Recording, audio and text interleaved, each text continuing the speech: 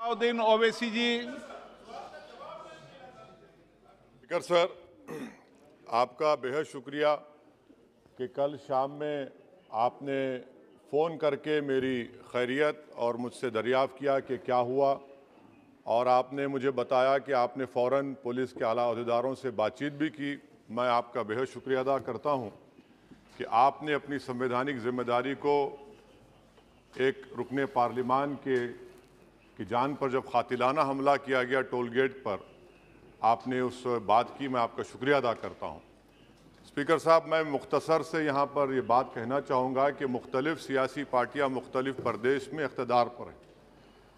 ये बात आप तमाम को मैं गोशगुजार कर रहा हूँ कि आखिर ये कौन लोग हैं जो गोली पर भरोसा करते हैं, बैलेट पर नहीं करते। आखिर ये कौन लोग हैं जो इतना रेडिकलाइज हो चुके हैं कि इनको इस संविधान पर एतमाद नहीं रहा, उनको अंबेडकर के बनाए हुए संविधान के खिलाफ हैं, जो इतनी नफरत पैदा करते हैं। आखिर ये कौन लोग हैं? मैं इसको सियासी गुफ्तगू नहीं करूंगा, ये सब के लिए छोड़ रहा हूं, क्योंकि जहां तक मुझे मालूम कि मैं 2 मरतबा का विधायक हूं, 4 मरतबा का सांसद हूं, और अगर इस तरह से अगर राजनीति आगे बढ़ेगी कि टोल गेट पर गाड़ी रुकती है और 4 राउंड गोलियां चलाई जाती हैं, आखिर इन नौजवानों को ये कैसे रेडिकलाइज हुए? और मैं सरकार से पूछना चाहता हूं कि क्या उन्होंने ये रेडिकलाइजेशन सैयद कुतुब की किताब पढ़कर रेडिकलाइज हुए, अब्दुल्ला अज़ाम की किताब पढ़कर रेडिकलाइज हुए, या अयमन अल ज़ोहरी की किताब पढ़कर रेडिकलाइज हुए? इसीलिए मैंने सरकार से 2015 में कहा था कि इंटरनल सिक्योरिटी डिपार्टमेंट MHA में, उसमें तमाम मज़ाहिब के लोगों का एक काउंटर सेल बनाइए आप। और सर, ये रेडिकलाइज हो चुके हैं तो भारत की इससे राइट विंग कम्युनिज्म और टेररिज्म बढ़ेगा। मैं आपसे अपील कर रहा हूं कि जो गलती NDA 1 में की थी, आप वही करने जा रहे हैं। आपको नुकसान होगा, आपकी सरकार को नुकसान होगा, देश को तो, देश की सालिमियत को खतरा तो पैदा हो रहा है। सर, मैं आपके जरिए से सरकार को ये भी बताना चाहूंगा कि जिन लोगों ने ये रेडिकलाइजेशन किया है, आप इस पर गौर करिए, इन पर UAPA क्यों नहीं लगाते आप? अगर कोई स्पीच देता है, अगर कोई फेसबुक पर किसी क्रिकेट मैच पर किसी टीम की तायीद करता है तो UAPA लगता है। एक सिटिंग MP के ऊपर UAPA नहीं लगेगा सर। मैं सरकार पर छोड़ता हूं।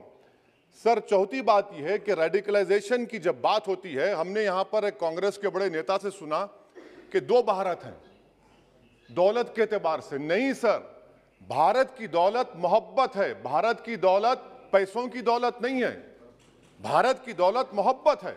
हां, 2 भारत हैं, एक मोहब्बत पर जो पिछले कई बरसों से आबाद है, और एक नफरत पर भारत बन रहा है। तो क्या आप दौलत की भारत की मिसाल देंगे या मोहब्बत की भारत की मिसाल देंगे?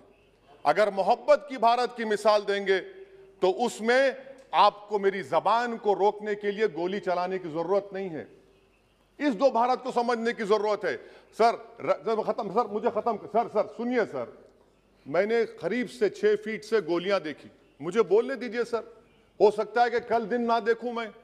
अगर मैं यहां पर नहीं बोलूंगा तो कहां बोलूंगा सर? आप मुझे प्लीज बोलने दीजिए।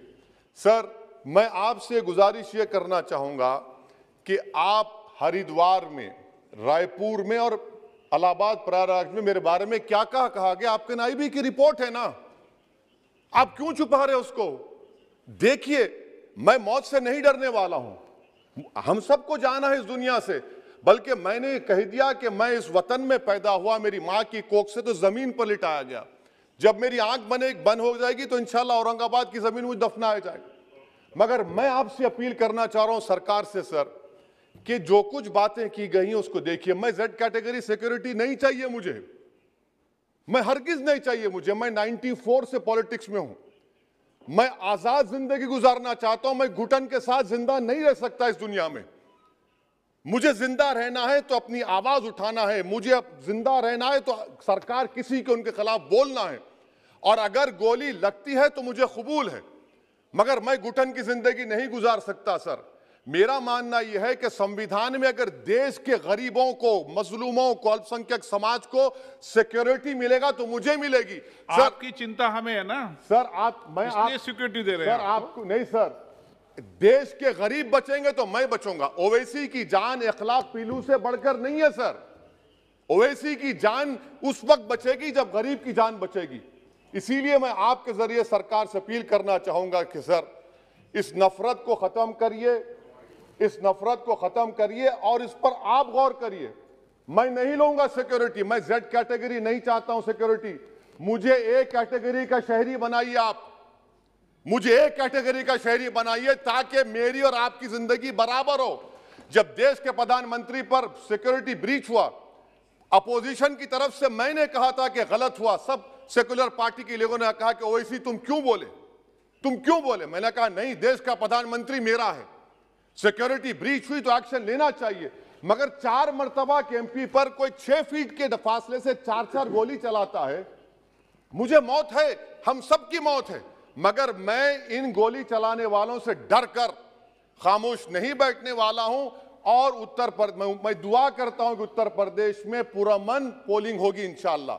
उत्तर प्रदेश की जनता गोली चलाने वालों का जवाब बैलेट से देगी, नफरत का जवाब मोहब्बत से देगी और कमजोरों को दबाने का जवाब हिस्सेदारी से देगी। मेरी आपसे गुजारिश है सर कि मुझे जेड कैटेगरी नहीं चाहिए, मैं रिजेक्ट करता हूं। आप इंसाफ करिए सर, उस पर यूएपीए लगाइए। और इनके दिमाग कौन है? 2 लोग रेकी करते हैं, उनको मालूम कि मैं मीरठ किठौर से आ रहा हूं उस टोल गेट पर, और 6 फीट के फासले पर गोली चलाते हैं। तो आप देख लीजिए सर, आप सरकार के हवाले, अगर आप इंसाफ करना चाहे आप इंसाफ कर सकते, मगर रेडिकलाइजेशन आपको नुकसान पहुंचाएगा और इससे राइट विंग टेररिज्म बढ़ेगा। शुक्रिया सर।